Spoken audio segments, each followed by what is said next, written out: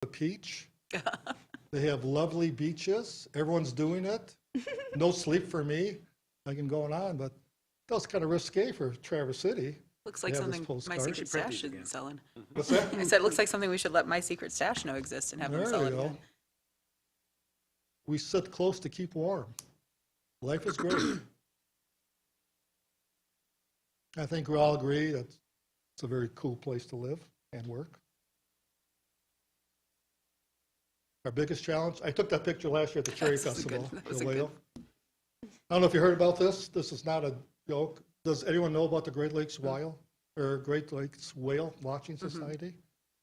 So probably 10, 15 years ago, a student intern at a book publishing company, as a joke, put in a paragraph about the whales migrating up the Great Lakes, in the Lake Michigan and so forth, thinking it's going to get caught. Those books are proofread over and over and over and over. Just as a joke, he put it in there. No one caught it. And the books got published and sent out to schools, and they had to recall them all and do them all over again. But that started the society, and for a while they were very active on Facebook with all these great photos of whales and dolphins and around northern Michigan, superimposed obviously. But supposedly that was at the Cherry Festival with the Blue Angels there flying. All right, let's talk about board governance. And like I said, it doesn't matter if you're a city commission or county board, school board, it's the same rules and theories. And I base this on, well, I've had over 35 years experience working with boards everywhere I've worked. And then also, at one time, the state of Michigan had a leadership program. I was one of 35 people selected to participate in a year-long program, of which I was able to get some post-master's credit through the University of Nebraska, and I focused on board governance. Also, the Michigan Leadership Institute was started by Dr. Tim Quinn, who was president of Northwestern Michigan College. When he left there, he did a lot of research on this topic. So it's a combination of my experiences and data and research through 30 years of working with various boards. Early boards have 4 responsibilities: setting policies, setting personnel levels, finance, the budget, and long-term planning. Would you agree that's the main responsibilities? And it's pretty much true whether you're a county board, city commission, school board, these are your 4 responsibilities. But some boards do very well and some struggle. And it's critical that when you bring on a new leader, like a new city manager, you have this type of dialogue at the beginning of their tenure. So you get off to a good start and you're on the same page. And it's critical to do it in the first several months. Got a bit of a sore throat here, so excuse me here. So let's go over, these are the results from my research from the Michigan Leadership Institute, research and just my experience. Obviously, all of you are here because you're here to serve the residents of Traverse City. You don't do it for the financial gain, obviously. You put a lot of hours into it, you get grief, but you do it because you're here for the right reasons. Focus on issues and topics, not personalities. I've had several examples working with boards where this is the major problem that they had. They focused on the personalities, not the topics, not the issues. I had one, I won't mention their name, but they're about an hour away from here. And I sat down with them, I could just tell there was tension in the air, and I thought maybe I was doing something wrong and so forth, but they were just staring straight ahead, not really looking at each other. Finally, one of their people said, we just don't like each other. There were 7 of them, and they were open, and they all kind of nodded, yeah, we just don't like each other.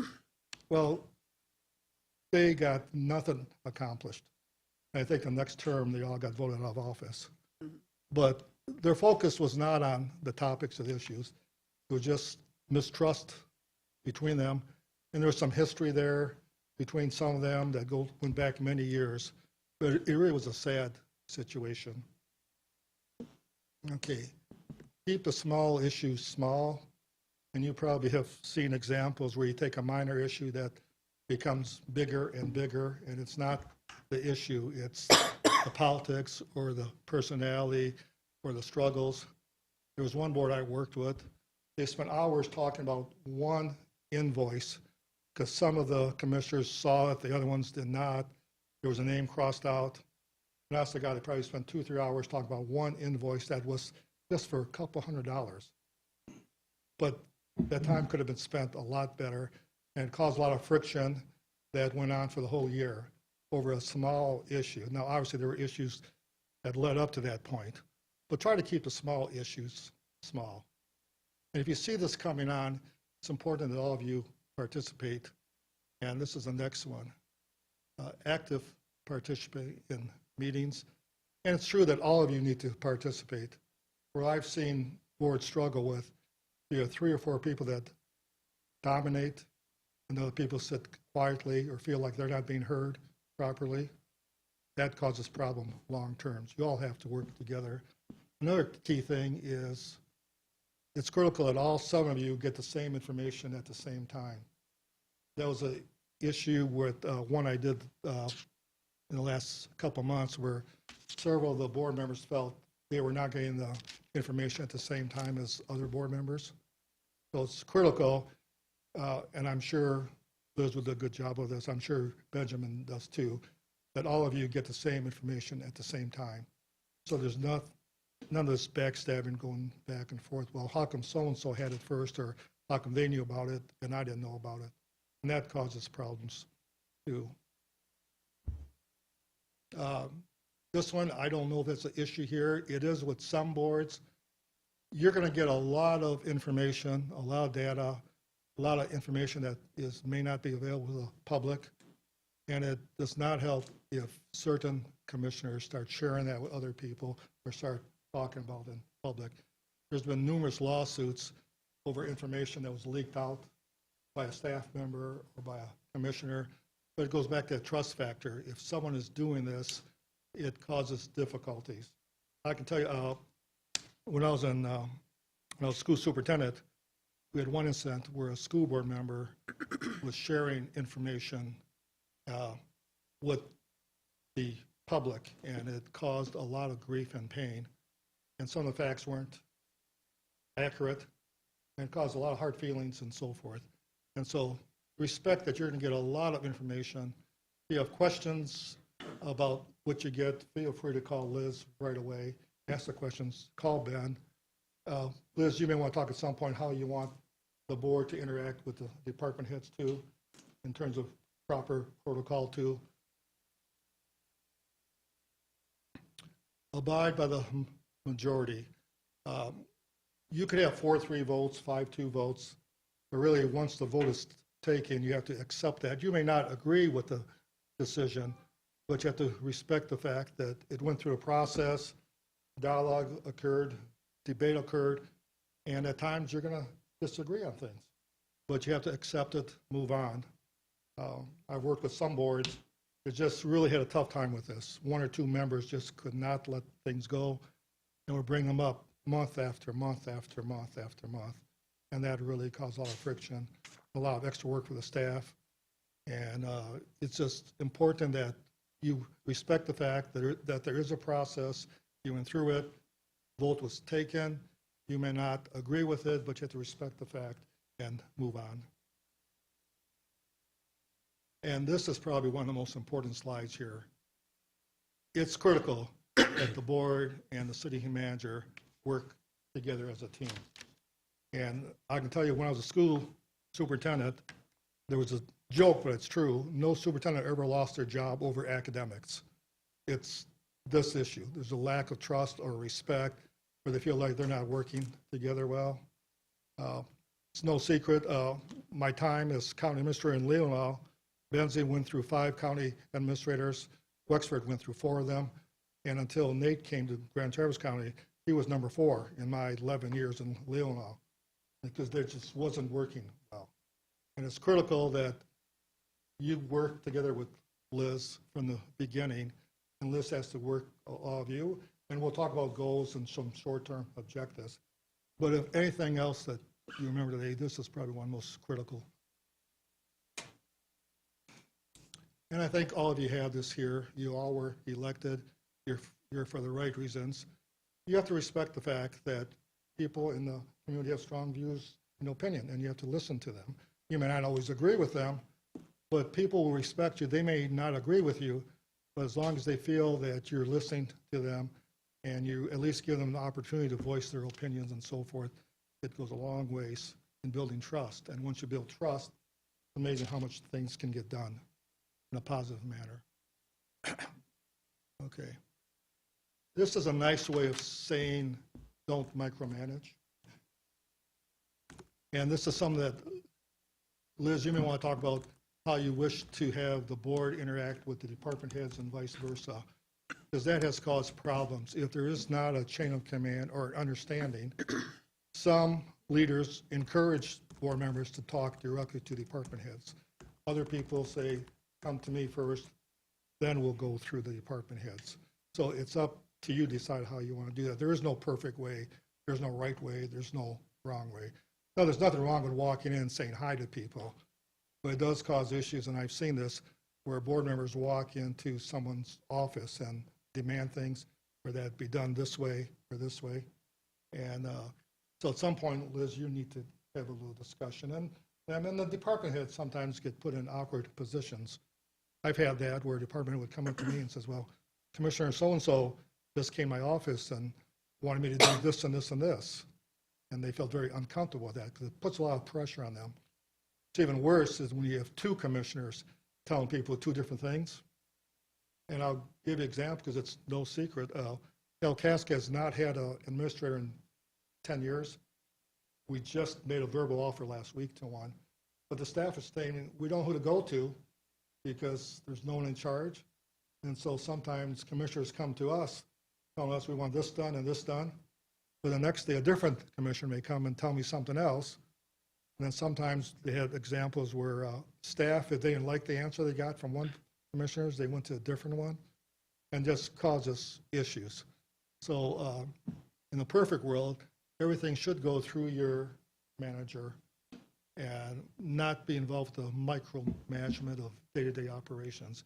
Your job as a board is to set the vision and the purpose and give Liz some guidance and goals. But it's her job to follow through on that. All right. This kind of follows up on that. When I was in Charlevoix, we had a school board member that was there for 26 years. And so he's seen it all. And he had a great response. If he get a call from a parent or a community member saying, hey, you know, I'm upset over this, or I have a concern about this, he would say, well, thank you for calling me, but have you talked to the superintendent? Have you talked to the principal? And most of the time the answer was no. He says, well, I'll tell you what, you go talk to them. If you're not happy with their answers, then come back and see me. But it's a great way to keep the focus on where people should be going through a chain of command, not bypassing it. Not that it was great advice. Okay, I think this is self-explanatory, but do not discuss personnel issues with staff outside of commissioner's room. I had some unfortunate experiences with this. It ended up in a lawsuit. Comments were being made about individuals, and some was health-related. And, you know, we all know people. Sometimes we're friends with people that work here, but you got to keep that line. You can't cross that line, especially when it comes to personnel issues. And if you can discuss with yourself, talk it over with the city manager, but most of the things, you don't discuss them outside of the commissioners meeting. It's also true, you don't discuss them with community members outside of meeting. I had one example where a board member was at a softball game watching their daughter play and was sitting by some people and started talking about some of the issues we were facing in Charlevoix with a staff member, and it turned out she had some major health issues. And it got back to her that this commissioner was talking, or board member was talking about it, and it got very nasty and lawsuits got involved and so forth. So you never know who's listening when you're out there in the community, and it's best just to keep it internal. And I know we're all human and we all have friends out there, but try to keep the issues within this room or within the conference room. If you have concerns, go through the city manager first. Okay, effective planning process. I know this is a big issue with Liz, and she'll talk about that. But it's actually critical that in my opinion, that you have a planning process and you monitor. You don't come up with a plan every 2 years and put it in a book and put it on a shelf somewhere. It has to be ongoing, has to be reviewed. When I did some plannings where I worked, we put it on the agenda every month for an update. Most time I limit it to 6 goals. And so with 6 goals, it's a review, 1 goal twice a year. And we always had someone who's in charge of that goal and had to give an update. So if Benjamin is in charge of a goal and he knows in March he has to give an update, he's going to work a little more effective to get that goal accomplished than if you just come up with 6 goals and say, okay, these are our goals for 2024, and we'll review them in December to see how we did. But we'll talk more about planning here. All right. So that's an overview about commissioners and boards and so forth. But I also did a lot of research on traits of leaders, and that's school board members, county board, city commissioners, city managers. You can do it with county administrators. You can do it with school superintendents. There's 10 common traits. And I kind of like quotes. So here's one. They have received the calling. I think all of you are here because you have received it. Like I said, especially for you on the commission, you're not doing this for the finances. You're not doing it for personal glory. You spend a lot of long hours. You get criticized. People call you. They email you. But you do it because you truly are here for the right reasons. And that's to help improve the lives of people in Traverse City. So there's some quotes. I won't read them out to you. They have a strong belief system. And that goes, quote from Tim Quinn, who was the president of NMC. He was a great leader, a great mentor for me. And he felt that you have to be who you are internally. And people may not always agree with you, but if they trust you and respect you, and you have firm values, that you don't change your mind every other week, but you tell the same answers to people, people will respect you, and they will follow you. Masters of self. We all have issues in our lives, and it's important that we recognize those things. None of us live perfect lives. We need to be focusing on our physical, emotional, intellectual, and spiritual goals. There's a great quote there from Gandhi. Okay, dedicated servants of ourselves. People won't follow you unless they believe the leader is committed. And I was just telling Benjamin when Dr. Quinn was president, I spent 2 years working on creating the University Center. And we went out to all the small communities. And Tim Quinn and I went to Kingsley and had pie and coffee with the men's group up there. And it's critical that we had those dialogues so people knew what was going on, so people would support the process. It wasn't just to the city leaders. We went out to every township. We talked to people. We met at the coffee shops. And because he was really committed to that process. I think all of you can relate to this because I think all of you are focused, tireless, and enthusiastic workers. I think that's true from the department heads. Just the short time I've been here, I've been in quite a few meetings. I think you're very fortunate to have a great staff of people here working who truly embrace this. The main thing is to keep the main thing the main thing. I'm not sure who actually said this. I could not find the person, but it's a Japanese proverb. Better than 1,000 days of diligent study is one day with a great teacher. And I think all of us had mentors in our lives that we can look back and say we really learned a lot from those people and how they interacted and how they act. Everything Liz does is being judged by the public, by the staff. So if they're going to make their impressions of Liz on how she interacts and how she acts and what kind of leader she is. And so everything we do has an impact on our lives and our leadership skills. Excuse me. I think it's a quote that's been used quite a bit the last 5 years. Doing the same thing, expecting different results is insanity. You have to vision. I know Liz will talk about that because I think she really does have a vision for the city here. And this is a big one if you're going to be in local politics. You absolutely have to have a vision, but you also have to know what the political climate's like. A like that quote about the gorilla. You don't stop when you get tired, you get stopped when the gorilla gets tired. Okay. The courage to lead deep. I know all of you sometimes have to make very difficult decisions that may not be popular. You're going to be questioned about it, but you have to stay true to your values. And one of my mentors I had over the years gave me a great line. He says, if you can go home, look in the mirror, and you go to bed and feel like you've been honest with yourself, then you're on the right path. People may not always agree with you, but as long as you're honest, and people will respect you for that. And if you feel strong about something, don't back down.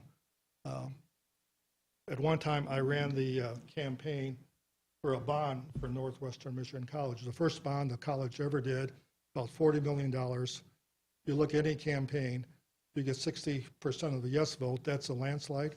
It still means 40% are against you. And we had some board members, if they heard a negative comment, they wanted to change our whole campaign because to address those negative comments. But the minute you do that, you lose focus on your main themes. If you try to change the mind of everyone, pretty soon you're going to lose your focus. People are going to say, do they really know what they're doing? Because they're constantly changing their views and opinions to fit a concern or a complaint or everything. I thought was critical. Number 10, this is probably one of the most important things, is there has to be trust between the commission, between the manager, between the staff. People can disagree with you. I've said this before. You may not have all the skills, all the background, but if there's trust going on, things will get done. Great things will happen. And it's just critical that there is trust. And that trust needs to be established at the beginning of a leader's tenure. So that's one of the reasons I think we're doing this here. Okay. And this is probably you all agree with this. It's critical that you work as a team. You are a team. There's 7 of you. You hired someone to be your leader. That person has to lead, and you have to be on the same page. If you're not, it usually does not bode well. And that's why you hear about county administrators, school superintendents, city managers staying in short term, because usually it's over this trust factor. I know I'm kind of going through this pretty quickly, but any questions here? No one?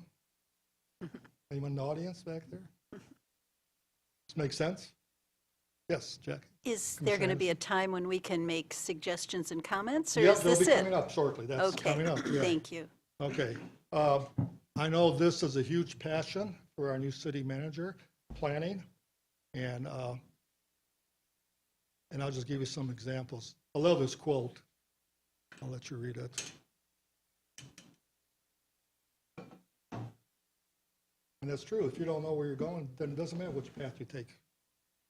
Some other quotes on planning.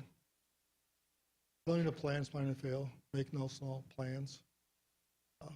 Where there is no vision from different sources, different backgrounds. I like, these are a little more humorous. Progress might have been all right once, but has gone on too long. The one in the middle, I think, is pretty accurate. It's easy to fall in a rut. Say, well, things are going good. Let's just keep doing them the same. And you get 1 year and 2 years. You look at a lot of companies that have failed, have been exist for a long time. This is one of the main reasons. They become very complacent. And you kind of just do the same thing over and over and over again. So I'll stop on this. Liz, you've been here now for 14 business days. 14 business days. I thought it'd be good for Liz to kind of give an overview of her thoughts, how she wants to proceed, and then we'll do some planning things here. But go ahead, Liz. Yeah, so on the agenda, we're at the point where, and I combined these together, manager's overview and short-term transition goals. And so I did put together a list of time-sensitive things that need to happen in the next 120 to 180 days. And it's not to say one is has a priority over another, but I think I've sort of force-ranked these in time sensitivity in a very short window.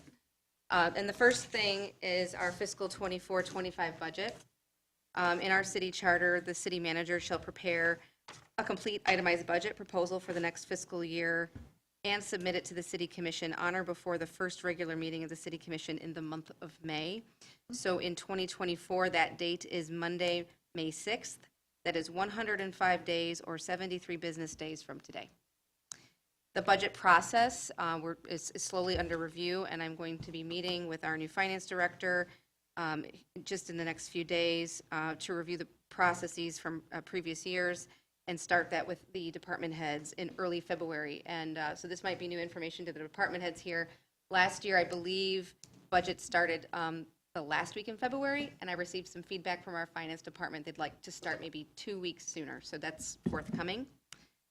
And then, of course, we'd also like to review the capital improvement plan and 3 to 5 year forecasting as a part of this process and defining processes, priorities, projects, and funding. The next time-sensitive issue is union negotiations. Traverse City has 4 bargaining units with contracts ending June 30th, 2024, which is the end of this fiscal year. And that is 160 days or 112 business days from today.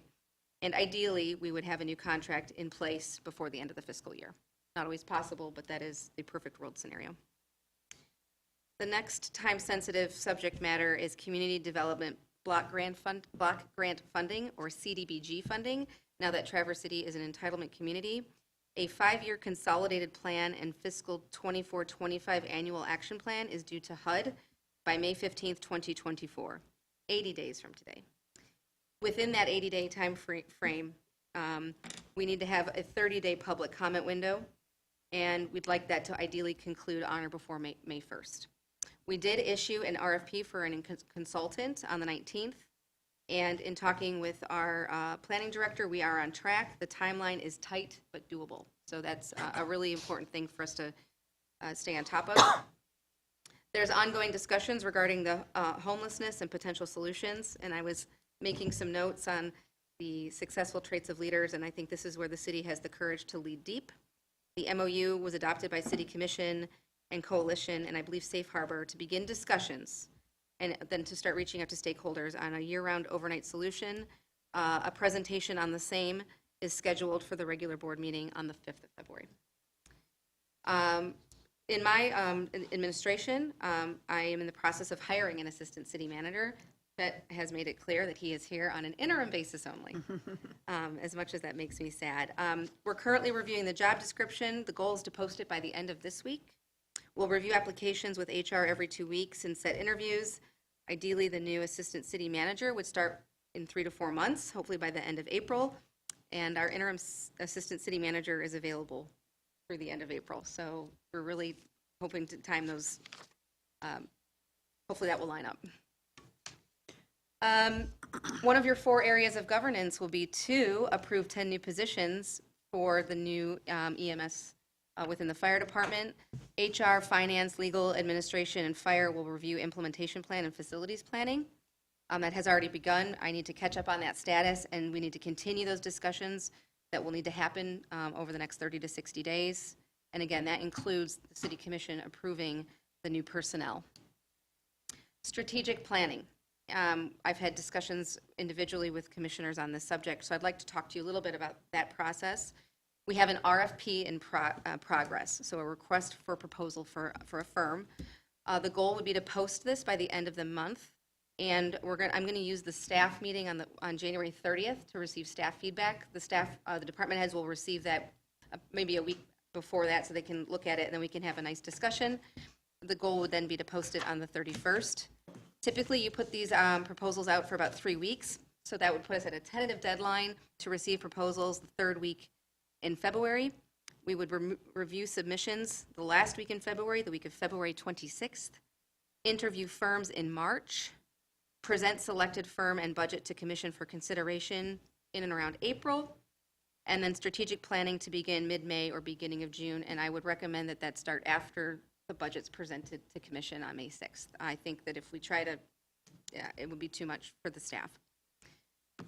Team building exercise. I would like to schedule a 1-day team building exercise for department heads in advance of any sort of strategic planning kickoff that would occur. So I would like to do that team building exercise end of May or beginning of June, depending on how that timeline works.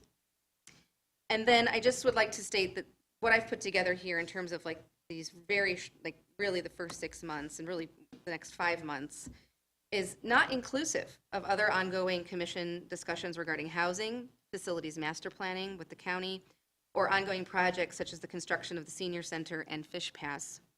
And I will also need to carve out time to manage day-to-day responsibilities and begin building working relationships with outside agencies. So in planning for tonight's meeting, those were the bullet points I put together. I do have copies of these. You don't have to furiously write everything down that I will get to the clerk for meeting minutes, and I can hand out copies tonight.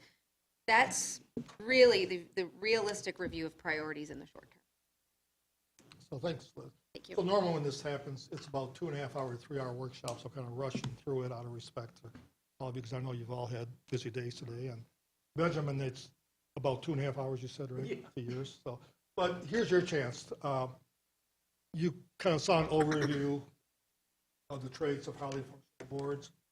What advice do you have for your new city manager? And we're not talking about goals. You'll talk about goals later, but what advice do you have for her to make sure that she's successful and that she's on the same page as the 7 of you are in terms of going forward? She's been here for, you said 14 days? 14 days. So she's at the beginning of hopefully a long tenure as city manager. But it's so critical that she knows where you're coming from too. So what personal advice would you have for Liz to be successful? Anybody want to start? Sure. I think I would suggest that we add a number 11 to the list of 10 leadership traits that Chet walked us through. And that is a commitment to inclusiveness. I think it's very important that we be very intentional about this and ask ourselves always whose voice has not yet been heard, and that we have that strong commitment to having everyone represented at the table. I think it's not merely having a lot of individuals, but it's having a breadth of viewpoints and being sure that our communications always signal that openness, that we not inadvertently find ourselves expressing something in a way that's, oriented to a particular group of people, that we aim for breadth of viewpoints and a very inclusive stance. And you and I have talked, and I think that there are lots of specific opportunities for taking the temperature and more deeply understanding the viewpoints of our community. And I'm optimistic that we can make some progress on that. Anybody else have some advice for the manager? When you leave the building in the evening, unless it's an emergency, don't answer your email. You can read them, you can make notes, but give yourself a chance to process. I can chime on that because I already have seen her working many hours, and it's critical that she finds balance in her life. Yes. Because it goes back to one of those things. If your life is not balanced, you're not going to be successful in any part of your life. So it's critical. And you're right, the problems are going to be here tomorrow. The emails are going to be there. But it's human nature, especially when a new person come on. And I did that when I started. You want to be on top of everything, and you want to do everything. But if you do that, you're going to burn yourself out. And to be in the office for 12 hours a day is not always productive. Usually it'd be counterproductive. productive. And I told this to Liz, I had great advice one time. When I was in Charlevoix, they said, if you do a good job, no one cares how many hours you work. If you do a poor job, no one cares how many hours you work. And that's true, focus on what's important, but you have to have balance in your life. And that's so critical. You need to have time to go for a walk, go out for lunch. She's not very good at going out for lunch, but she needs that mental break. I think it's important. You can't be focused 12 hours a day and come back the next day and again. So yes, I think that's very good advice. Anyone else on the board? There's not much that I think wasn't included in Chet's presentation. And I think we spoke after the last meeting. I just always said, just keep in mind, we're all just one of 7. We speak as a body. You know that. The thing that matters most is the vote. That's what gives the direction. And for myself, I'm not one to speak up too often because I only care to cast my vote and get on with my Monday night. So just because we're quiet doesn't necessarily mean that we agree with the loudest voice in the room. Just, stay the course with whatever the action that this body takes collectively. Very good. Anybody else? I guess I would just say, and it's kind of been touched on in different ways here, but especially looking at Traverse City, and this is a marathon and not a sprint. Traverse City is a very relatively small city with a lot of big issues. I won't even say problems, a lot of big things that we deal with, and no one person or no one body is going to solve it in a month or 6 months. And it's all individual actions. It's how do you eat the elephant one bite at a time. And that's what we're doing. And I think especially being new and coming into a role, it can feel like it's been said several times, I know, drinking from a fire hose. So however that needs to be managed so that we are able to tackle the problems in a thoughtful way, as has been alluded to, as opposed to a immediate way, I think is also something that is very important. Good advice. Add that in? Yes. Any advice? All right. No. Still learning, What's that? continually learning. There you go. That's true, yeah. Okay, the next part of this process, you have a legal pad in front of you there, right? The small legal pad. Write down goals or projects or tasks you like to see your new city manager, Liz, focus on the next 6 months. These are not the goals that she outlined, but things you like to see her doing. It could be managing her time, it could be whatever you think you'd like to see her do the next 6 months. Obviously, she outlined some very good goals there, and you could say, yeah, these are great. There may be something that she hasn't talked about, but something that, advice for her to make her successful in her job. So no more than 3 things that you'd like to see Liz accomplish in the next 6 months. And it could be something that she has outlined already in her very detailed report, or it could be just some advice that you have for Liz that you think will help her be successful, because we all want her to be successful here. Yeah, because personally, I don't want to put anything above the stuff that she already listed. Kind of captures everything that's definitely the top 10.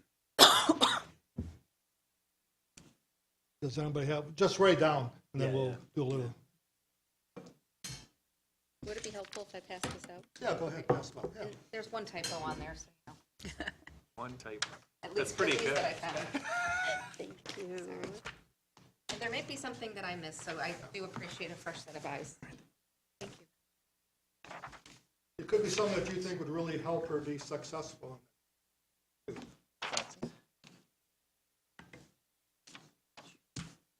Boy, if we had is there an HR director here in the room?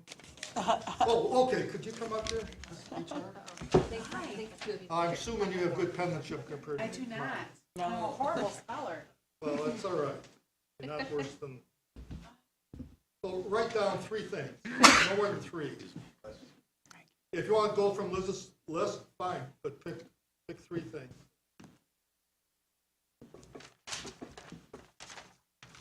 And this paper's not, just take it on the wall.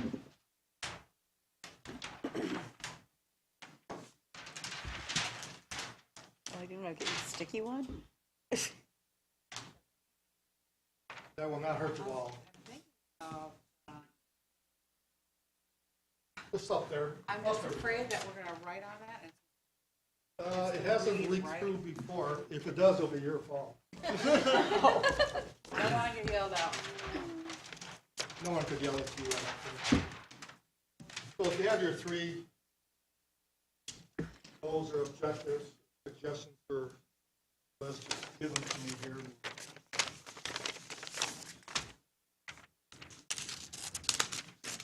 Under my guest list.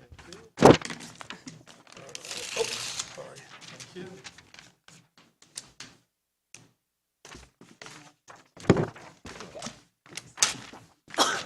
And you can, here we go. I have a Sharpie that, my experience at least have been past, if you don't press too hard, it doesn't move through. Okay. Living on the edge. There you go. Understand your friend The semi-pro. Jeff Burns? Yeah. His dad and I are good friends. We had breakfast together Saturday.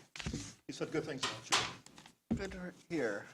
I don't see him that much, but he's literally running around the world all the time. And that's so true, yes. Living in Colorado. Mm-hmm. Working for the Olympics. You? You, yep. Yeah. These are that good. All right, She's getting a different pen. I want to get it. All right. We need more than one sheet, but just list them, and we'll try to combine them. Okay, ready? Ask why, and why.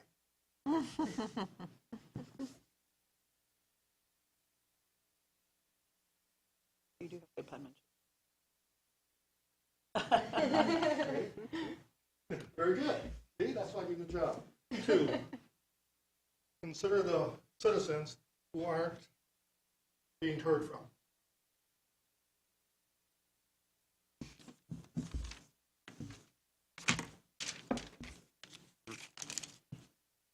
Okay.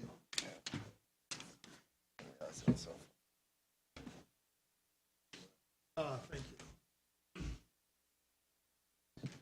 Trip. Ready? Walk the city. I walked the tart track. That's a good one. These alleys. There may be common themes, so I'll kind of try to combine them. Get plenty of sleep. With self-care. Yeah. Sure.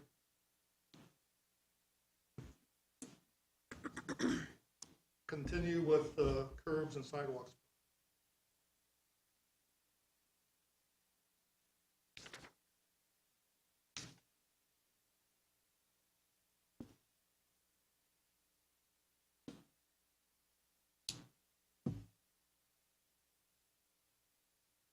Okay. Budget/CIP alignment.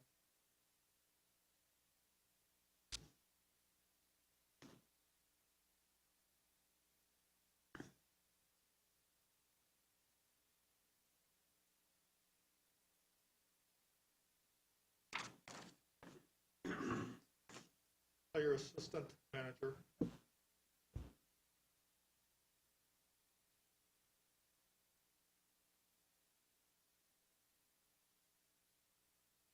Transformative placemaking.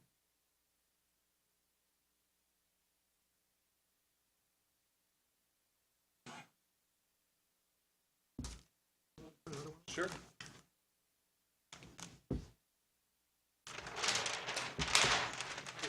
Do you have room for that yet? Probably put a small one.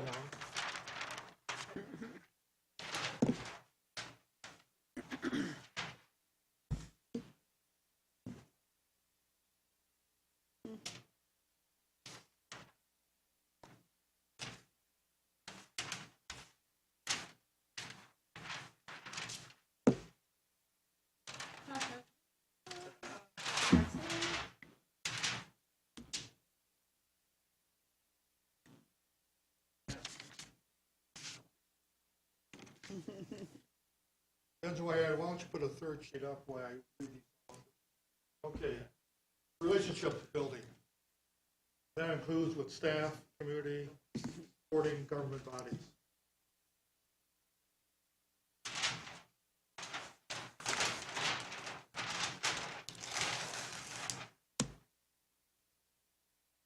Okay. Find balance between personal life and work. Life balance.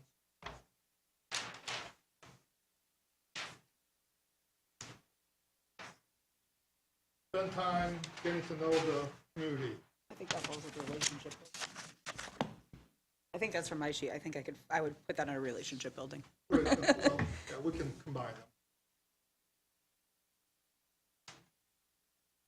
them. Keep the house in order, means budget, contracts, etc.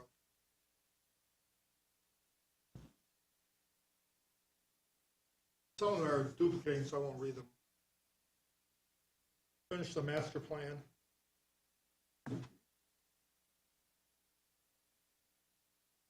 Mobility assistance plan.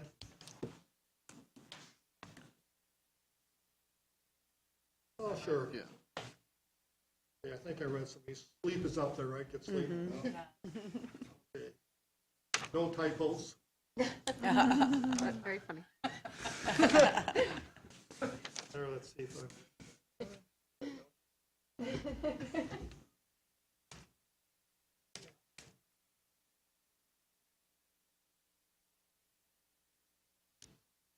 All right, so I'm going to give you, each of you 5 votes, okay?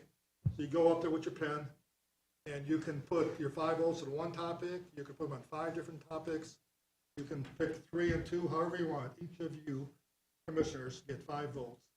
So go up there, just put slash next to ones you think are the most critical for Liz. Like I said, 5 separate, it could be 5 separate ones, or it could be you really feel passionate about one of them and you want to put your 5 votes on a single topic. Yeah, so each of you go up there and you have 5 votes. Bring your pen with you. We don't Bring get your pretty pen pens. with We you. just gotta do our own, apparently. Someone has to go first. Send me the towels. Just kidding. Mayor's prerogative. I can last. Soda. That's my prerogative. And once again, don't overthink this. This is just a guideline for Liz. What exactly are we approving here? It's not approving your You're not weighting, it's a approving, this weighted is vote. just advice for Liz. Advice for Liz Yeah. about how to manage her Yeah, own, yeah, yeah. So you have 5 but votes. not, this is not planning. Oh, no, this is, So we no, can, no. because we have curbs and gutters. Oh, yeah, no, this is just advice for Liz. You might say all 5, with, you'll get all this other stuff done, all 5 might be the self-care aspect. Yeah. Or you might say 3. I just yeah. want to make sure I'm talking This about is the not a city, or formal we're vote. talking about Liz. No, this is not a formal Yeah, vote. no, yeah, well, that's a whole other conversation, we'll move on. You'll have as Liz mentioned, you're going to have a planning process in place. This is just more of a guide for Liz as she starts her tenure here.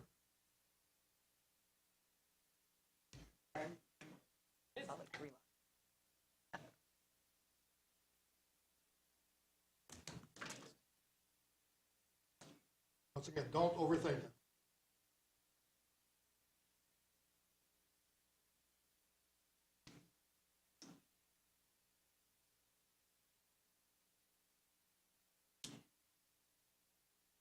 What's that?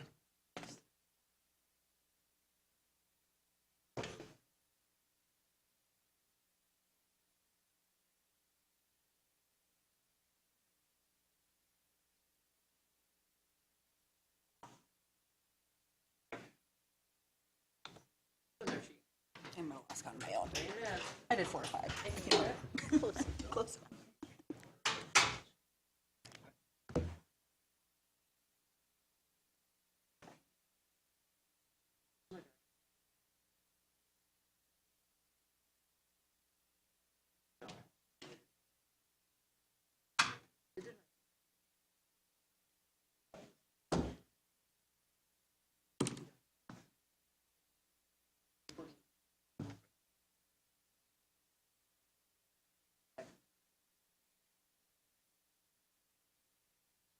No,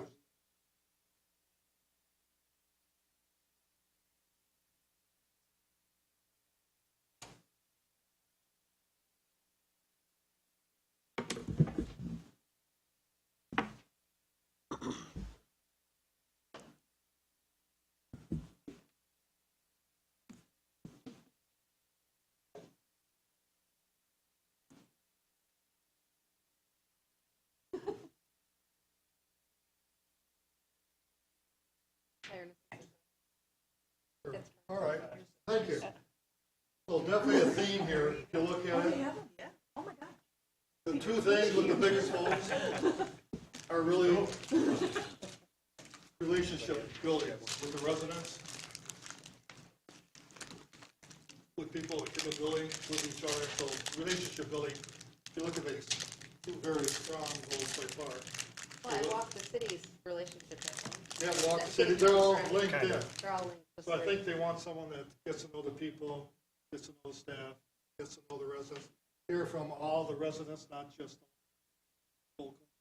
If you look at that had top, Walk the City, which is, they're tied in.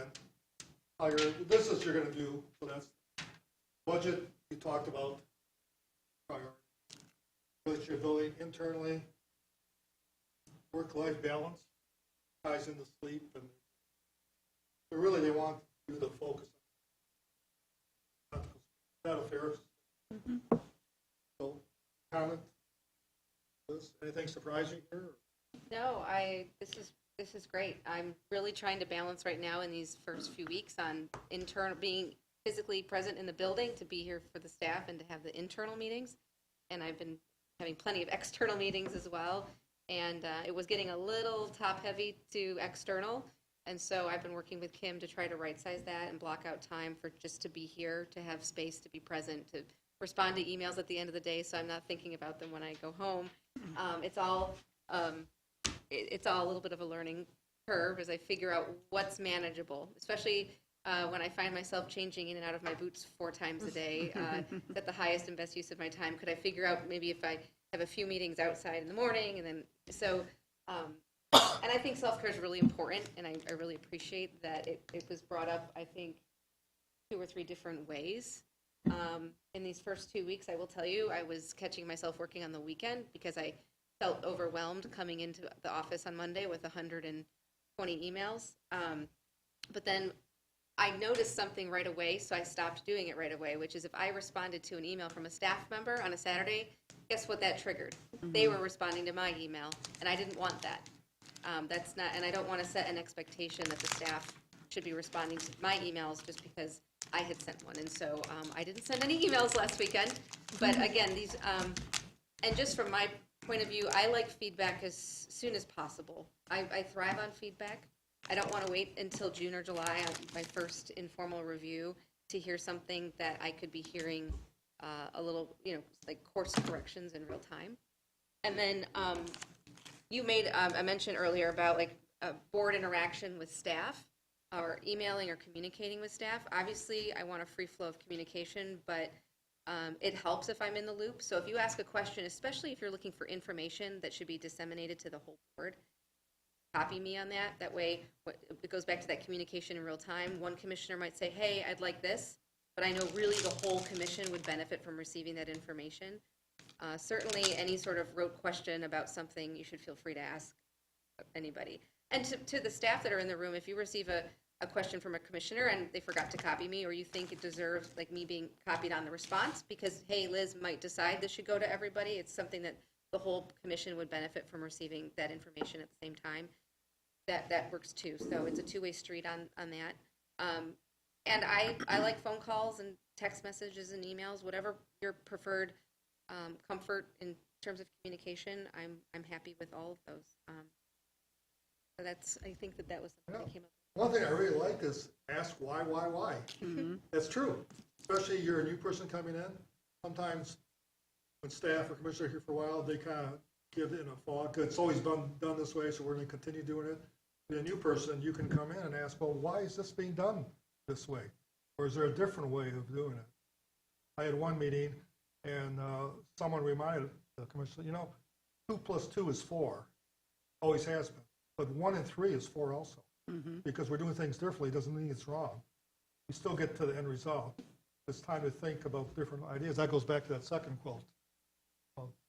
We got to look at things, because you do things one way doesn't mean it has to be done that way in the future. Maybe a better way, than maybe efficient, maybe new ideas.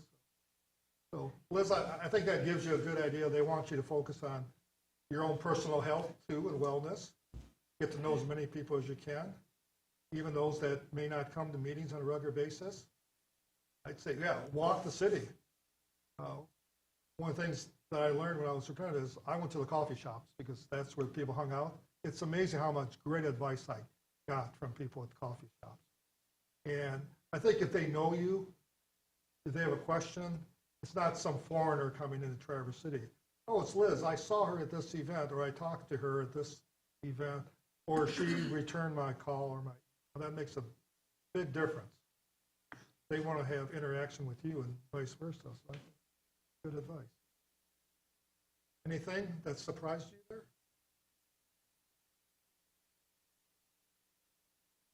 No surprises. But I think just the groupings of the two, that's a nice pleasant surprise, and that will give me, so when and I think when you said, under advice, manage issues in a thoughtful way and not an immediate way, that aligns with those two things, because taking the step back, yes, there are a lot of issues ongoing, and they were ongoing before I started here, and they will continue to go, and I think we will make progress, but it doesn't need to be rushed just because it's not a sprint. And if it was a sprint, nobody would be able to survive. None of us, because these things take thoughtful time and consideration when you're looking at major issues. All right, I want to end on something a little light, a little positive. So my daughter went to the University of Michigan, and the Dalai Lama spoke there when she was there a student. And he gave, this is not mine, this is the Dalai Lama, 20 instructions for a successful life. And I thought it'd be good for us to hear it. It's good for us to review it every now and then. So this is what the Dalai Lama said to be successful in life. Take into account that great love and great achievements involve great risk. When you lose, don't lose the lesson. I think we all have an experience sometimes when you learn things, but sometimes when things don't go your way.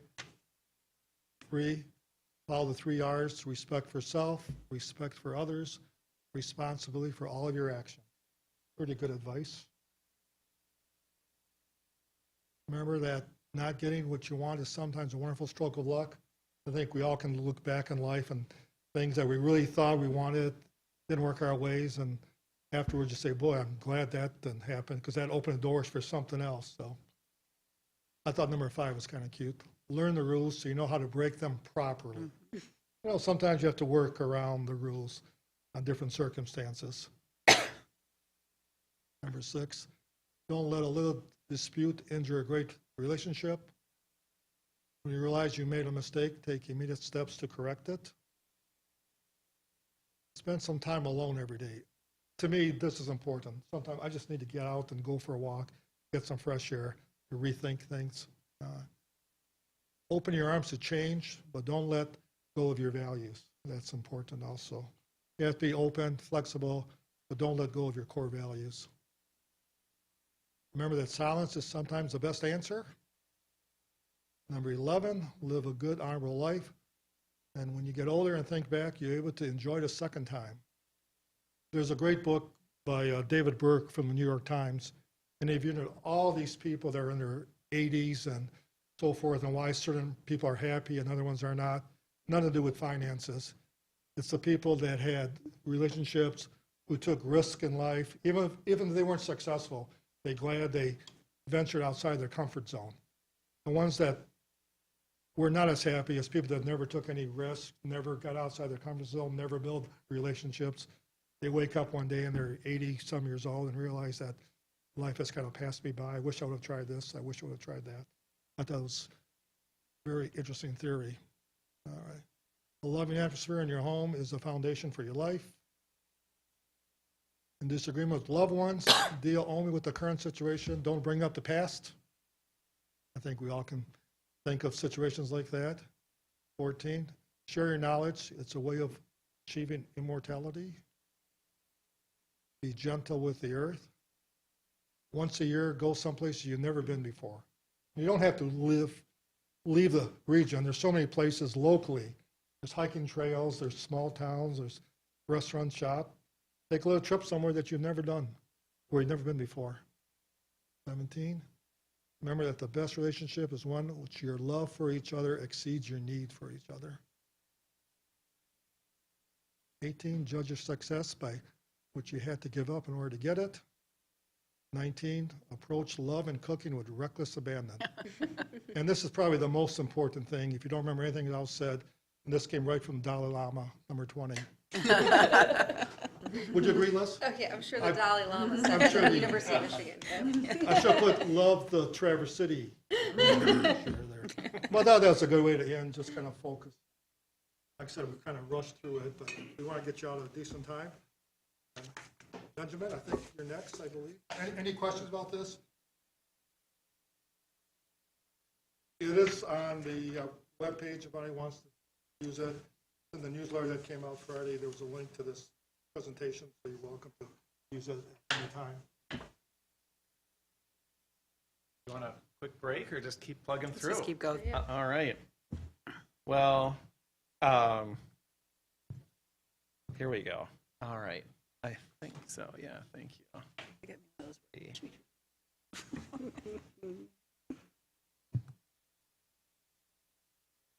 Oh. It got stuck on the right slide. Yeah, I mean, There you I go. can't top that anyway, so why try? way Let's plan see.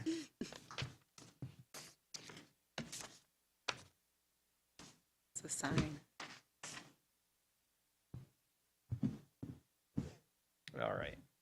Sorry, thought maybe you wouldn't have to hear from me if I couldn't get this to work. This exciting topic. No, it is important. And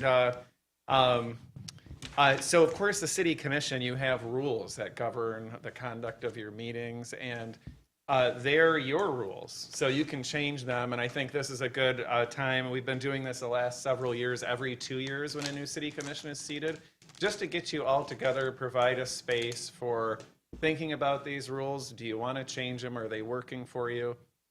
I don't have any that I'm suggesting that you change. That's not to stifle you making them. I just wanted to let you know I don't have any recommendations in that regard at this point. So like I said, these are your rules and you can change them.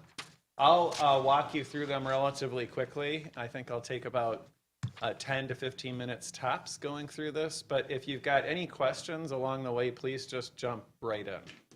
And so with that, starting with Rule 1 of yours, that just sets out in alignment with city ordinance when regular meetings are held. Rule 2 talks about the way the agendas are structured at regular meetings. And so just think about the different categories that exist on those, and that's where they're laid out. It also provides the requirement that the clerk's office publish for regular meetings the agenda by the end of the day on Thursday, like by 11:59 p.m. We try to do it by 4 p.m. And make everything available to the public and everyone that's interested. And so you've got the consent calendar, as the commission knows, and the consent calendar consists of items that the city manager has determined that they believe they're of routine, non-controversial nature. A lot of times things get pulled from the consent calendar, and that's not because there's a disagreement with respect to that sort of lens. It's just that someone thinks, it might be just that someone thinks there needs to be some more discussion on an item. And anyone can remove an item from the consent calendar. It can be the public, the commissioner, a member of staff. The city commission, any commissioner can abstain if they have a reason for abstention while leaving an item on the consent calendar. And then there can't be any debate or discussion really regarding an item on the consent calendar beyond just simple questions for clarification. And again, as I'm saying these things and saying them sort of definitively, all these things you can change. I just like to make that clear. Moving on to Rule 4, Rules 4 through 9. The Rule 4 talks about special meetings and that they can only contain items that were on the published agenda unless everyone present agrees to add an item. So if you've got a published special meeting agenda, no one can add anything to that special meeting agenda unless everyone on the city commission present concurs with that. Yes. I guess my question is, how realistic is that? And has there ever been discussion of maybe making that threshold a supermajority or a simple majority rather than unanimous of all members present? Sure. So Rule 4, that's Rule 4, can be suspended by 6 So I say it's unanimous, but 6 members of the commission could suspend that rule. And generally, the thinking has been that if you're having a special meeting, and this same Yeah. rule really sort of applies to all of your meetings, is to not surprise the other members of the commission, the public, or the staff, so that there can be as much preparation and knowledge in advance. So if there's an emergency, 5 votes can then add an item to the agenda. So if it's truly for public health, safety, and welfare, and delaying the action would cause detrimental effects to those things, then 5 votes could add something. Because that 4 answer- is for, specifically for a special meeting, correct? Maybe Yes, it would, but that also applies to regular meetings and study Yeah. sessions. But like, we only have 6 members here, so if one member were to leave early, we would not be Oh, able to. let me make, so the rule is if everyone here, so everyone actually attending the meeting. So if there were 4 of you in that case, like if you happen to just have 4 at a special meeting, all 4 could agree. Everyone present that's actually here from the commission has to agree unless you suspend that rule.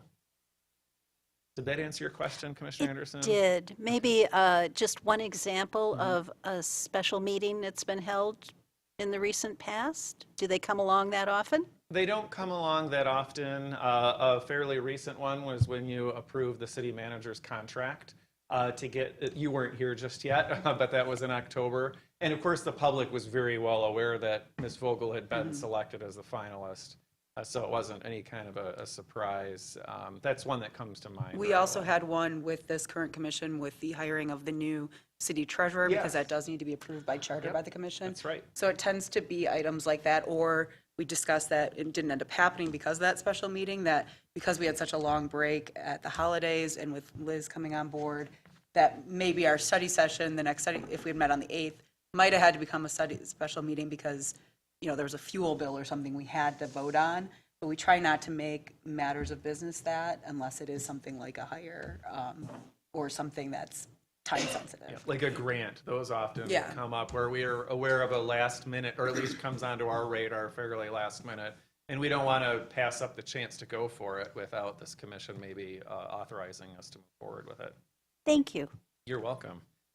Presiding officer is Rule 5. That provides that the mayor is the presiding officer. In the absence of the mayor, it's the mayor pro tem. In absence of both of them, then it's the city clerk until you choose someone else to preside.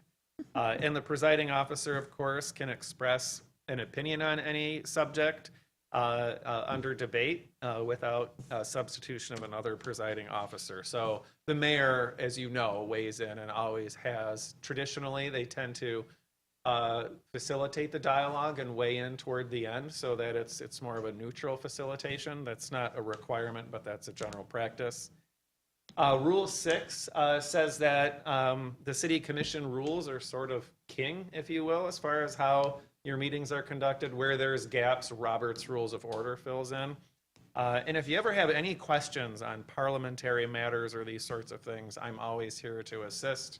We can help you at the meeting in advance if you've got a question. So just know you don't need to be an expert. Most people don't want to be an expert in Robert's Rules of Order. All right, motions is Rule 7. This is something sort of unique to the city commission, and that is that in order for a motion to be withdrawn, it has to be agreed to by both the mover and the seconder. However, there can be amendments made to a motion, and the amendment doesn't need to be made by the mover or the seconder of the original motion. And again, I'll always walk you through those things. Main thing is if you raise your hand and say, this is what I want to do, how do we get there? That's my job to help you with that, and I'll do it objectively. Rule 8 speaks to agenda modification, and that basically says that the mayor can modify the order of the agenda subject to appeal by the city commission. And any ruling of the mayor at the city commission meeting is subject to appeal by any member of the commission, and a majority overrules that. The only exception, if you will, is to recognize someone from the public to speak. It takes either the mayor or any one commissioner asking the mayor to recognize that person. All right, and then Rule 9 is consideration of matters referred at regular meetings.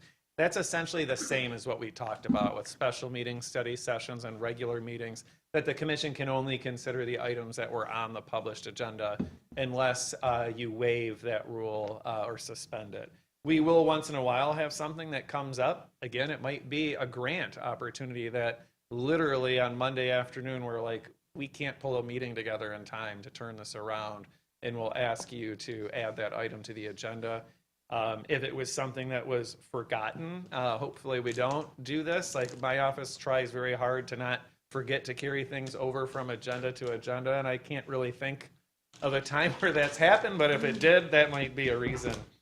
And then moving on to rules 10 through 13, calling special meetings.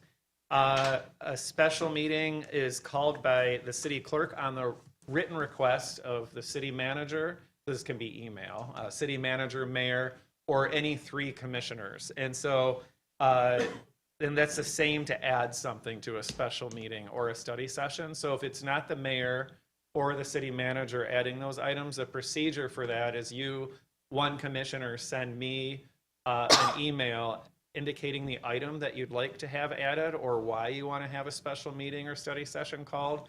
And then I email that out to the full city commission, the city manager, and say, or ask if there's 2 other commissioners that want to join in making that request. And it's important to follow that protocol to avoid violations of the Open Meetings Act, because say Commissioner A is interested in having a special meeting, you don't want to be calling other commissioners explaining why you want that special meeting and articulating the need for it. So that's why that gets routed through my office, and then we email it out to the full commission. There's a hand here. Good, yes, Commissioner Anderson. I am struck a bit by the different rights of mayor versus the city commissioners, and just wonder if there's any value to consideration that perhaps when the mayor initiates the calling of a special meeting, that it would also require the concurrence of a commissioner. You know, we talk a lot about the mayor being an equal vote with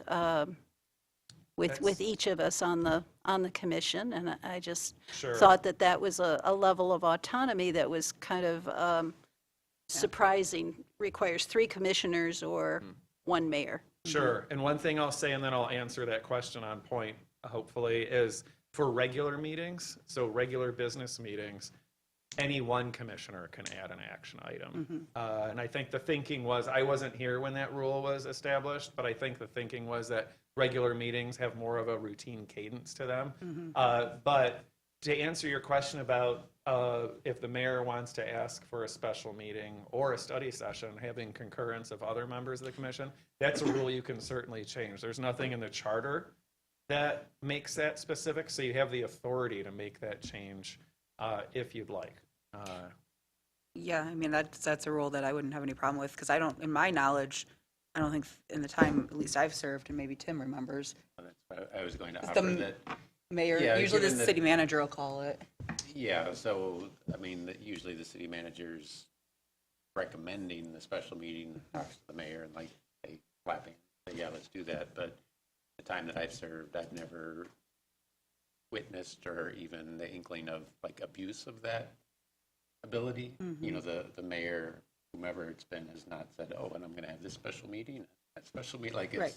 it's the course of business as Benjamin's described it. I'm not aware of anything, and because any of us can ask for an item on a regular meeting, it's usually the urgency of something that needs submitted. The other thing I would add to the discussion is, to that point of that differential, when it's not that emergency kind of thing of hiring someone that has to be approved by the commissioner or something, your call, and that includes a commissioner adding something to the agenda, or 3 commissioners calling for a special meeting, or any of those other things, you're calling that meeting, and so that's fine, but the staff is not required to drop everything to prepare for that meeting or for that agenda item. So I think that's another, and again, I'd be totally fine supporting a change of rules if that's deemed necessary. I'm not trying to like gatekeep this position at all, but I think that's a tough one to sit behind for a mayor, especially to call a meeting and say, we're going to talk about this item. There's no staff input on it because I wanted to talk about it on this random Wednesday in 2 days, you know.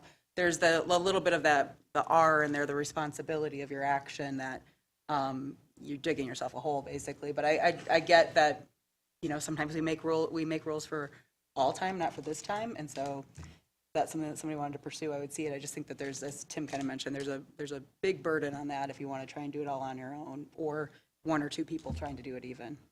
And I can say that in the time that I've been here and been following for several years before, the special meetings that we've had were generally about stuff that had previously been discussed or was likely to be discussed at a regularly scheduled meeting or study session, but action needed to be taken at a time when it wouldn't have been able to wait until the next regularly scheduled meeting. Mm-hmm. So it might end up being a study session where we need to take a vote to actually approve some purchase or something, or it might be, hey, it's the fifth Monday of the month, and we normally wouldn't have something, but just because of time sensitivity, we need to have a vote on. Although I will say for the record, we're that point. very protective of those fifth Mondays, since Takes we five very to rarely make get a a Monday. Takes 4 to make a quorum. Oh, 4, just 4. Right. 5 to approve a lot of things, but 4 for a quorum. Something that's helpful to me, may not be helpful to you, Jackie, is that it's called a special meeting, but they're generally not very special. Right. That's a good way to It's put not it. like, There's Me- time urgency as yeah, more opposed time to. emergency. It's not, oh, the water main broke, and actually 5 water mains broke, and we don't have we just haven't had one of those special meetings. Sorry, Frank, to bring that up. Case in point, even when the government shut down for, Yeah.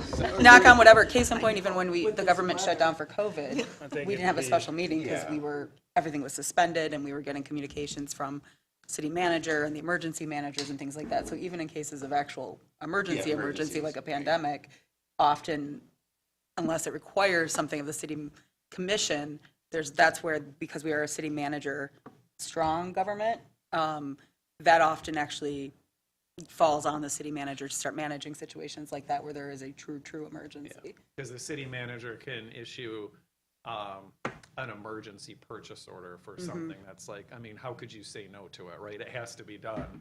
And time is of the essence. And then it comes back as a confirming to the city commission. So before we can cut the check, you have to approve that payment, but the work's been authorized. Yes. I just have a question for my benefit and for the public. So a quorum is 4. Yes. There are some action items, however, that do require 5 affirmative votes. Right. So if you had a quorum of 4 commissioners, but a number of action items that required 5 votes, would those automatically need to be tabled? Yes. Okay, Yep, they would. Well, thank you. thank you all for good filling questions. me in. And am I correct that this is not our only whack at bylaws? If we, Absolutely. anytime during the year, there was consensus that we wanted a modification, that it could be added to an agenda. Absolutely, yes. Thank you. Yep, you're welcome. And then Rule 12, and I hope we never use this one, ever, is to call an emergency meeting. And that's where you don't have to have the 18 hours advance notice. 2/3 of the commissioners would ask the city clerk to call an emergency meeting.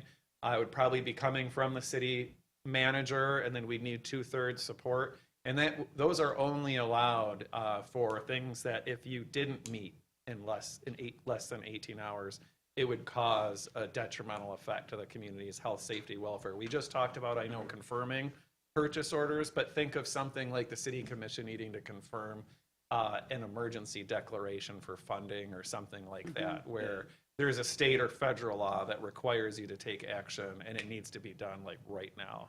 We had a tornado come through our town. Yeah, as I say, 2012 during Snowmageddon, was there? We didn't, there and that wasn't? law didn't exist then, actually. Neither in But we didn't need an emergency meeting at that point. Yeah. So I hope we never need an emergency meeting.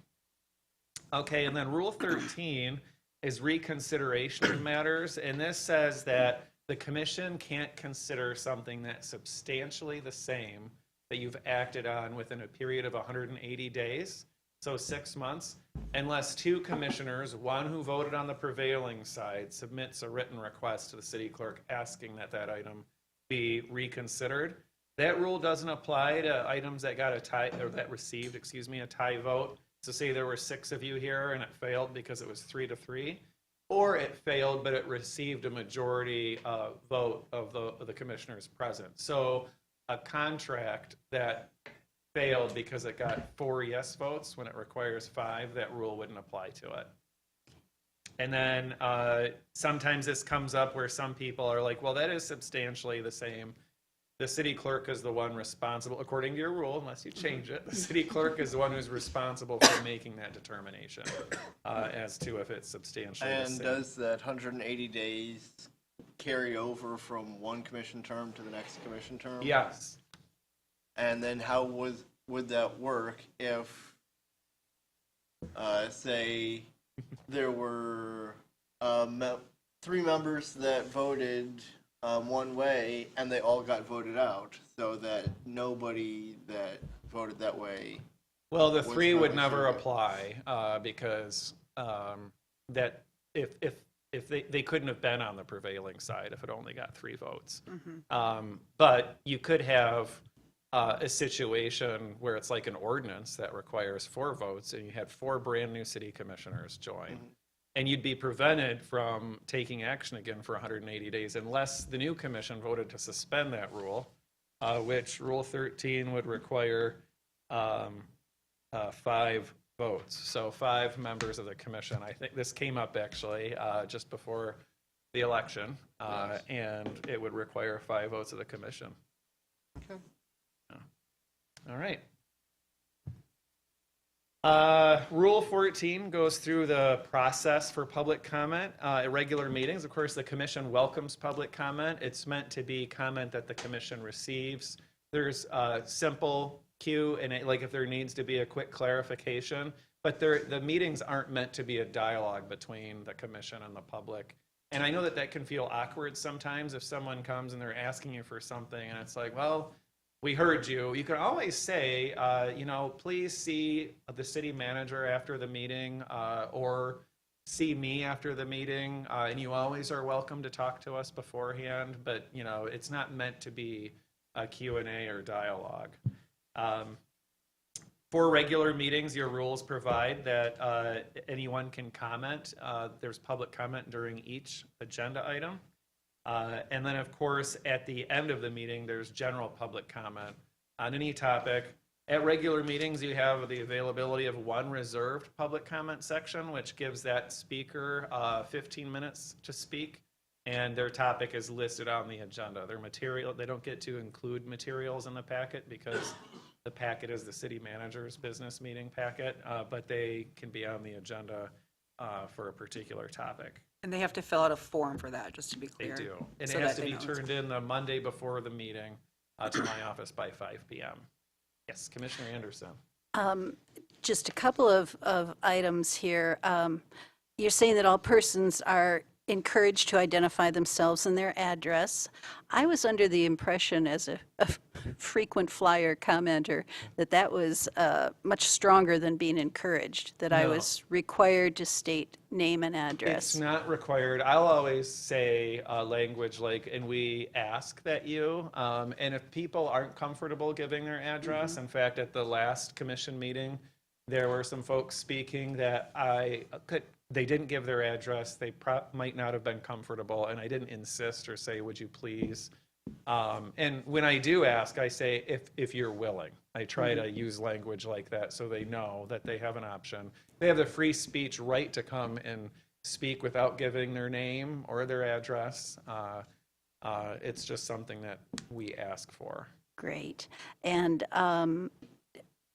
my recommendation would be that rather than asking for a specific street address, unless for some reason it is required, that we ask for their city of residence, which would perhaps protect or minimize some privacy issues and risks. And then also I wondered if there would be any interest in including your respectful commentary language in here, which I've always found very helpful. Oh, yeah, As that we required, asked as that required. language be respectful. We could add that to the rules if you'd like. Is that what you're suggesting, is actually including it? Yes, if Any of the there's things- any I support. heard, I saw some other commissioners raising their hands, so I just want to, Yeah, I mean, I think where you're coming from with, what's your city of residence as opposed to your street address. But a good portion of the folks that do not live in the city think they live in the city. So most of the people that would stand up there at the podium would say they live in Traverse City, because that's where they think they live. But, I mean, each of us has our own discretion of how we process that information, especially if it's a hotter topic, like, are more people, this is me personally now, like by their address, are they in the city of Traverse City, or are they in an outlying area? They're all worthwhile hearing, but just sort of how to process that bulk of information. Yeah, and I would add that because of our population size and how the postal service does it, it's not even whether they think they live in the city. Literally, almost everyone's mailing address is the city of Traverse City, even if they're in Garfield Township, East Bay. We aren't quite as big as downstate, where you might find a whole township has its own mailing address, so. But again, that's how we want to choose to wear our own. And I'd say that although residents have their free speech rights to not identify themselves, and they can, for privacy or other reasons, choose not to disclose their address, for a lot of things that come before the city, where exactly they live in the city can color their perspective, whether we're, say, dealing with a stop sign at an intersection or other traffic control order, how close they are, how often they go through that intersection, tell something about it. If we're talking about a zoning change and it's close to where they live, then that is also important. Or Yes. plenty of other issues in how people interact with the city is influenced by where they live within the city. Yes. and then I just wanted to mention too, that with respect to free speech, just kind of getting at what you brought up, Commissioner Anderson, in terms of requiring addresses and so forth. While we request that language be respectful to all parties, and we want an environment that's civil and respectful, there's not a lot that we can require in terms of what people can and can't say at meetings. And that's not said to encourage any other type of behavior, but unless it's truly profane language or words that incite or could incite violence, which we did have a speaker, in my opinion, that did that a few years ago, and I responded to that accordingly. Otherwise, people are generally able to express however they want to. So we can request respect orally, but not write it into the bylaws. Is that what I'm seeing? Correct. So someone could come to a meeting and say, for instance, that they think that I'm completely incompetent and I don't know at all what I'm doing, and rattle off all these things, and I hope that they wouldn't, but they can. It's not respectful, it's not civil, but they can do that. It's protected speech.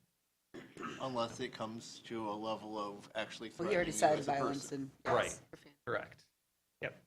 But if it tends to get where things are getting rowdy and it's creating an issue with focus, the mayor can call a recess. And there's been times where that's been done. The city manager might suggest it. A commissioner might say, I think we should take a recess.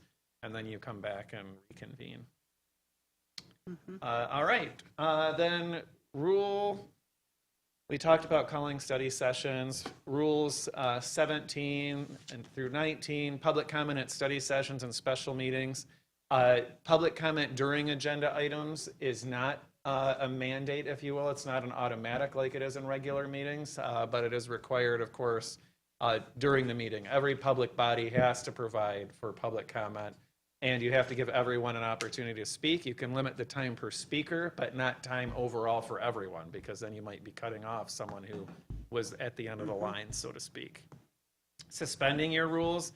All of your rules can be suspended. There's a few of them that require 6 votes to suspend, otherwise it's 5. And all of your rules can be amended, and it requires the same number of votes to amend such a rule as it does to suspend it. So that's the scoop. And so, Lauren's not here, but I noticed in there, there's not anything about the process for board and committee appointments and for selecting ad hoc committees. I can talk about any of that if you'd like. Well, is that in a separate, Yeah, if like, it's- bylaws appendix or something? So you have a policy on appointments to boards and committees that sets out the way that that's done. Is there something in particular you want me to cover, or? I mean, you guys have explained it to me before, but it's gone over my head as to why we can't just accept letters and select somebody instead of, sometimes it goes through a lot of effort to go through the interview process, to put an ad hoc together, get those three together, get however many applicants to come in, and sometimes it's only 2 applicants to fill 2 seats, Right. and it just kind of seems like, If you'd like, if you, Commissioner Wilson, or other commissioners would like, we can add that policy to your agenda and talk about it. And that can definitely be changed. There were some substantial changes made to it in 2021. That was a first time in a long time that it had gotten a real close look. But if you want to revisit some of those things, and then for most of the- those rules can be changed. They're not legal requirements. They're Yeah. practice and sort of the level of governance that you want. Yeah. I don't know, just want to be respectful of everybody's time when we do it, you know. And sometimes it's kind of seemed like we already know, you know. It's very rare that we select somebody else when there's like incumbents up, whatnot, but, yeah, and then for your selection process of the ad hocs, is that just like a computer-generated thing, or you literally It's put random. put everything in a hat It's and- names literally out of a hat. We have a spreadsheet because the policy does have some, so the names are drawn by my office. Admittedly, there's some subjectivity to it because it says that we have to make a reasonable effort to spread you among ad hoc committees. So there's times where it's like you look and there's like this particular commissioner is on like a lot of them. And we're not perfect about it, I'll tell you. I mean, there's never, we try to do our best, but literally it's names being drawn out of a hat. If it's a board where there's a commissioner that sits on that board, like Light and Power, for instance, DDA, Planning Commission, one of the commission members is automatically going to be on that ad hoc, and we randomly draw, like of the 2 city commissioners on the Planning Commission, we put the 2 names in a hat and we pull one out. So it sounds to me like let's definitely put discussion of the policy and perhaps things like Commissioner Wilson is saying, or Mayor Pro Tem Wilson is saying of, you know, we just talked about it on Monday last week of, you know, Wayne Workman was the only one who applied for the Housing Commission, and we interviewed him, and those can have some merit of getting just caught up with people, but to the point of being considerate of people's times, there's probably some minor or some tweaking we can do for the policy that we passed a few years ago at this point, and so like, we could have a study session to discuss that. We'll do that. I would support that also. Okay. And particularly with incumbents too, that have the support of running. Great. We'll schedule that for a study session, and I can, at that meeting, you know, I can provide you an overview of it, or you can just start talking about things you want to change, however, and then just the merits of it. Right. We're here to help you however you'd like. How can we support you? That was my last slide. Before we get too in the weeds on the policy discussion, or the ad hoc choosing, we're going to have a separate conversation of that, so I don't think we have to hash that all right now. Bless you. I don't know if other members of the commission feel like we just did on the ad hoc, and we need to have a discussion about this, but I am curious about Rule 18, suspension of rules. I understand the purpose of requiring 6 members to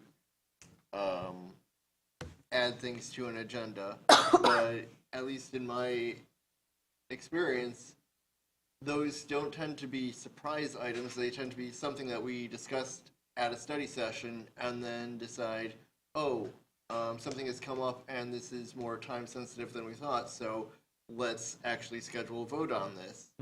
But if we don't have 6 members present, then we are unable to do that. Right. If it was an emergency, it would require 5 commissioners, but you're right, it's 6, and that is a high bar. there's no question. And so if there's an appetite on the city commission to change it, you can. But I don't think it hasn't traditionally been a problem. Doesn't mean it couldn't be someday, but it hasn't, in my experience, been an issue. Okay. Yeah, like, I understand it's a high bar, I understand the need for it to be a high bar. Yeah. It's just, I can understand situations where high bars prohibit what would otherwise be sensible action. Well, Right. except that gets into also the question though of if there's not an emergency behind it, why take an extraordinary action to do something that's already been discussed in the timely manner in which it was already discussed? Then it feels like you're rushing something that doesn't need to be rushed if that's not time sensitive. So again, we've talked about the exception of things like a grant that suddenly comes up on a big project we've already been talking about. That's the grant, not the project. I would hesitate, I guess, to recommend us saying for action on anything that this body would undertake to say, well, there's only 5 people here, so let's just hurry up and rush this vote with these 5 people instead of waiting for the 6 or 7 to be here. So I think that's the other side of that coin. We have 2 meetings a month. Are both of them considered regular meetings?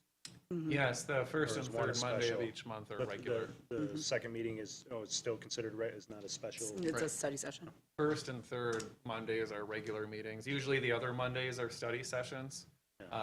Again, rarely do you have a special meeting. When you do, they're typically on a Monday, unless there's some reason why not. Like when you interviewed city commission candidates, city manager candidates, that was on a Thursday. Well, for that, we recognize that we need to take more time than a typical meeting. Right? Jackie, you had wanted to say something? I had simply two other suggestions / comments. One is regarding Rule 15 on the organizational meeting, and wondering if there is any interest in having a separate bylaw addressing specifically how that organizational meeting is established and operated.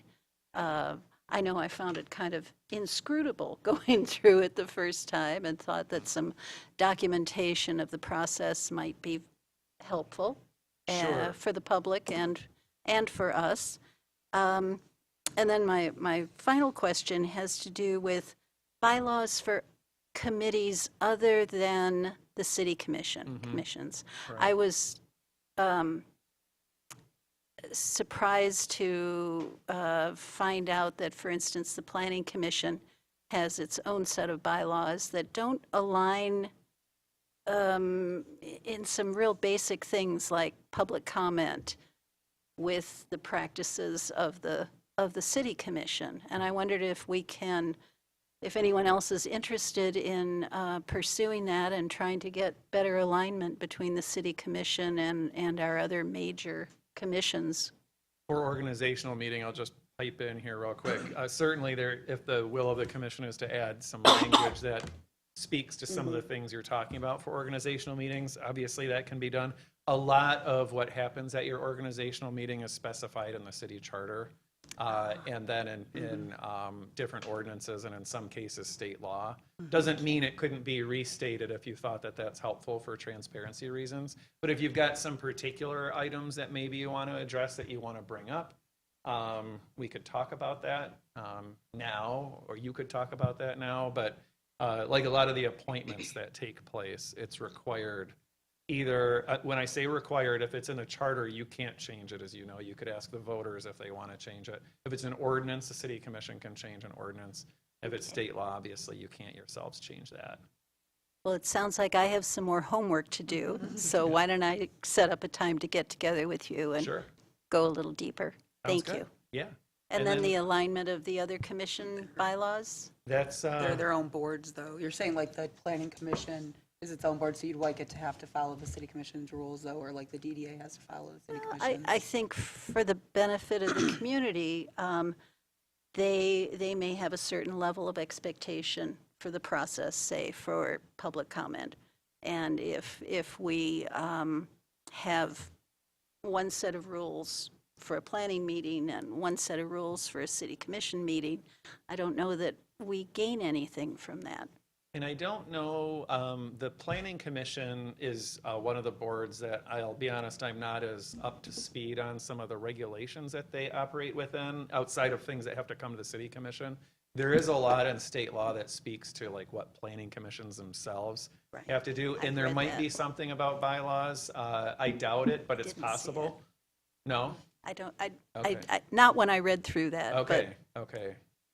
I will say that the city commission does approve bylaws for some boards, like the Human Rights Commission, for instance. It's in the resolution that established the Human Rights Commission, whereas there's others, like Parks and Recreation Commission has bylaws, and those don't come to the city commission for approval either. So I'll leave that to you all for discussion. I just wanted to provide some context. well, shall we bring that up for a future commission meeting? I would at say. a later date? It sounded like there was some discussion among, that you wanted to check in with Mr. On- Marentet That on was first, on but Rule 15. yeah, I was going to say, but I would have some hesitation of telling boards that, not that we get paid the big bucks, but that are almost all voluntary and maybe one or two city commissioners on it, that we now are telling them how they have to dictate with their own chair and their own body and their own rules. We could have 3 minutes public comment, they could choose to have 5. We don't, there's different things, and so I hesitate to say that we have to totally revamp it, but that is a discussion that we can have, but I guess to play the devil's advocate of the other side of it is, not every other board is the city commission, so. And I'm trying to look at it from the public's perspective. Well, considering a lot of different boards have different enabling legislation, different functions, different roles within the city and outside the city, that even if we had used these rules as a structure, they might not even work.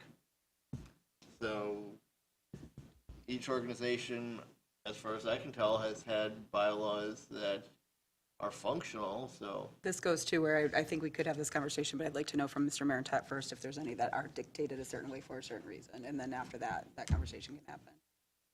Yeah, Tim? A request for consideration. So if the Yeah. two of you get together to discuss the other items, if you could have a brief chat in there about some of the other boards specific to public comment, it sounds like. So if we're not asking them how they structure their meetings or anything else, but just, because there is some value if public comment Yeah. is seemingly consistent from meeting to meeting when the public shows up. I know we played with different things during COVID and online, and some things worked better than others, and we changed. But at least have a starting discussion, and if something comes of the discussion, do we discuss it here? Yeah, if we're talking about public comment, absolutely. I just would hate to see us disassemble an entire process for boards, Right. so. Okay, well, there we go. I'll have I that come think, back. are you all set with me then for tonight? All right, great. Thank you. All right. Any, excuse my voice just cracked. Any comments from the commissioners about any of the topics we discussed now? They kind of played together, but they were kind of separate, and we've had some discussion throughout the way, but does anyone have any notes that they just realized they jotted down and never asked or anything? Okay, seeing none, then we will go to general public comment, and because we were talking about the rules and how it was set out, because these weren't major topic items, I didn't take pause for public comment between either of them. We don't always have to either, but usually if it's, say, we were discussing housing and homelessness and, snow removal for next year, we would pause between each one of them and let people have their chance to say on both. This just was kind of a little bit more of a general rule meeting, so thought it was okay to wait. So with that, is there any public comment on any of these items? Right, 12, Traverse City. I have thoughts on some of these matters, particularly about the commission rules, but it's late. I'm not going to take any time now. I'd be glad to discuss it with any of you. Great. Thank you, Mr. Member. Take you up on that. Okay, seeing no other move from the public to comment, thank you for their comments. Any other final comments from the commission? Seeing none. Anybody have any comments from staff? So it's a staff heavy one, so great. Well, with that, 9 o'clock on the dot, we will adjourn. All right. Good job.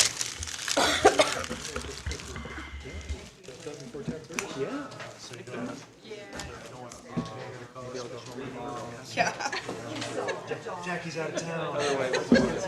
It's your chance. Guys, I'm gonna start calling special meetings to make you guys discuss my favorite TV shows. I'm just kidding.